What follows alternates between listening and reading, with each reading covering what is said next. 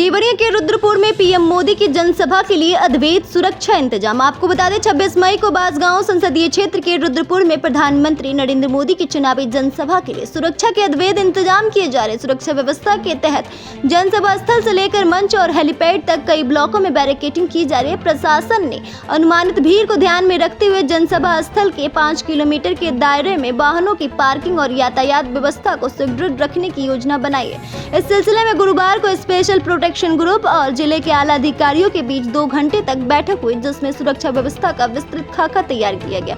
जनसभा के आयोजन के लिए रुद्रपुर से पचलरी रोड पर मजनी पुल के पास काशीपुर गांव के मोड़ पर लगभग 150 एकड़ क्षेत्र में तैयारी चल रही है। प्रशासनिक अधिकारियों ने सुरक्षा व्यवस्था को सुनिश्चित करने के लिए जनसभा स्थल को कई ब्लॉकों में विभाजित किया ताकि भीड़ को नियमित और व्यवस्थित तरीके से संभाला जा सके। हेलीपैड से मंच तक प्रधानमंत्री नरेंद्र मोदी की आवाजाही के दौरान सुरक्षा के कड़े इंतजाम रहेंगे और उनसे मिलने वालों की सूची अलग से तैयार की गई। दिल्ली से पहुंची एसपीजी की टीम ने स्थानीय प्रशासनिक अधिकारियों के साथ बैठक करने के बाद जनसभा स्थल का दौरा किया। टीम ने रुद्रपुर पचलरी मार्ग पर यातायात व्यवस्था का जायजा लिया और जनसभा स्थल पर वाहनों की पार्किंग व्यवस्था की समीक्षा की। जनसभा स्थल पर भीड़ को व्यवस्थित रखने के लिए कई ब्लॉक बनाए जाएंगे, जिनमें दोनों ओर से भीड़ के बीच से एक मार्ग मंच तक जाएगा। इस मार्ग पर पुलिस बल तैनात रहेगी, जो किसी भी प्रकार की अव्यवस्था को रोकने के लिए मुस्तैद रहेगा। BNY न्यूज के लिए रुद्रपुर से मोइन खान की रिपोर्ट है कि बांसगांव और देवरिया में भाजपा जो है कमजोर पड़ रही है, इस पर आपका क्या कहना है? यह विरोधियों का भ्रम फैलाया जा रहा है। मोदी जी विश्व के सबसे लोकप्रिय नेता हैं और अपने लोकप्रिय नेता को सुनने के लिए यहाँ की जनता आतुर है, इसलिए इस पंडाल को बनाया जा रहा है और ये सब भ्रम फैलाया जा रहा है। पंडाल भी निश्चित कम पड़ेगा। जगह ऐसा लगा है कि क्या यहाँ पे कार्यक्रम है, किसका? देखिए, यहाँ हमारे देश के यशस्वी प्रधानमंत्री श्री नरेंद्र मोदी जी का कार्यक्रम है, जो 26 तारीख को है। इस पावन धरा पर जो देवराहा बाबा की भूमि भी बोली जाती है, और इसका हम लोग का सबसे बड़ा उद्देश्य जो है, जो 400 प्लस का नारा हम लोगों ने दिया है, उसी में ये उस 400 प्लस की कड़ी में जो है हम लोग की एक छोटी सी ये कड़ी भी जुड़ेगी, जो मोदी जी के कार्यक्रम के बाद हम लोग यहाँ गोरखपुर क्षेत्र की जो है 13 की 13 लोकसभा जीत करके और मोदी जी के झोली में इस कार्यक्रम के बाद डालेंगे। क्या लगता है मोदी जी के आने से परिणाम और जो है 400 प्लस का आपका टारगेट वो पूरा हो जाएगा? बिल्कुल, बहुत बखूबी और अच्छे तरीके से पूरा होगा।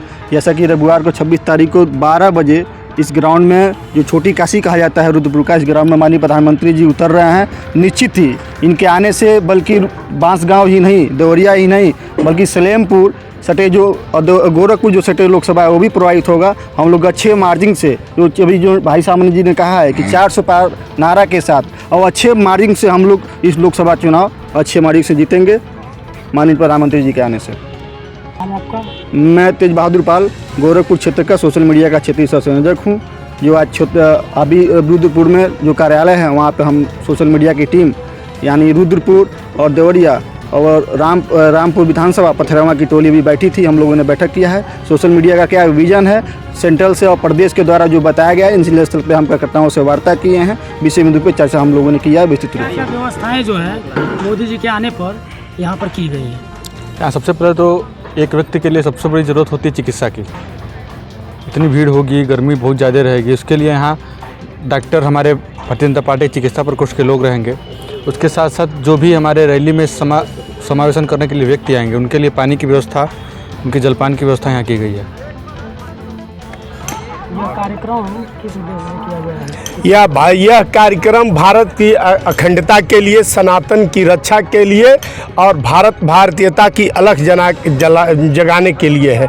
यह सवारते थे सैफ ही नकारते थे राम को, सवारते थे सैफ ही नकारते थे राम को, तुझ ये बता रहे थे श्री अयोध्या धाम को, कार सेवकों पे ये चलाते रहे गोलियां और इस प्रदेश को ये लूट लेगी समाजवादी टोपियां। यह खूनी पंजा है। 70 साल इन्होंने देश के साथ गद्दारी किया है, देश को इन्होंने लूटा है।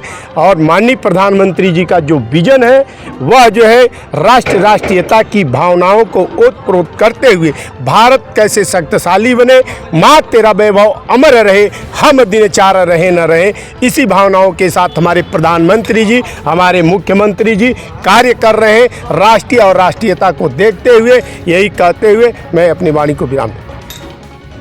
देखिए, मैं मदन उपाध्याय, जिला मंत्री युवा मोर्चा देवरिया। निश्चित तौर पे इस पंडाल को आप देख रहे होंगे। इस पंडाल में 16 ब्लॉक बनाए जा रहे हैं। 16 एक ब्लॉक में कम से कम 800 लोगों के बैठने की व्यवस्था है और 800 कुर्सियां एक ब्लॉक में लगाई जा रही हैं। अब आप उस अनुमान से देख लीजिए। निश्चित तौर पे ये जो ग्राउंड आप देख रहे हैं, हमको नहीं लगता है कि ये ग्राउंड जब मोदी जी उतरेंगे तो ये सभा के लिए अभी उपयुक्त है। भीड़ कम पड़ जाएगी और इतनी भीड़ अपार होगी, इतनी अपार भीड़ होगी कि विरोधियों की जमानत तो वहीं जब्त हो जाएगी। वोट पड़ने की बातें छोड़ दीजिए।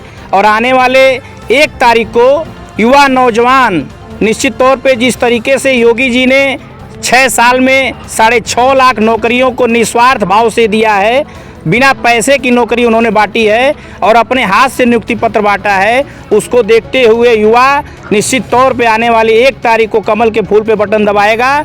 और 4 तारीख को जब रिजल्ट निकलेगा तो ये जितने विरोधी कह रहे हैं कि मोदी 400 पार नहीं जा रहे हैं, उनको पता लग जाएगा कि मोदी 400 पार जाएंगे कि वो 100 के अंदर रह जाएंगे। उनको आने वाले 4 तारीख को पता लगेगा। और निश्चित तौर पे ये मोदी जी की सभा बहुत ही सफल सभा होगी और इस सभा के माध्यम से हम लोग एक निश्चित तौर पे मिसाल कायम करेंगे। और ये तीसरी बार है जब हमारे प्रधानमंत्री जी यहाँ पधार रहे हैं और छोटी काशी में, और मैं उनका स्वागत अभिनंदन इस चैनल के माध्यम से करना चाहता हूँ। आप लोगों का भी स्वागत अभिनंदन करना चाहता हूँ। बहुत बहुत धन्यवाद।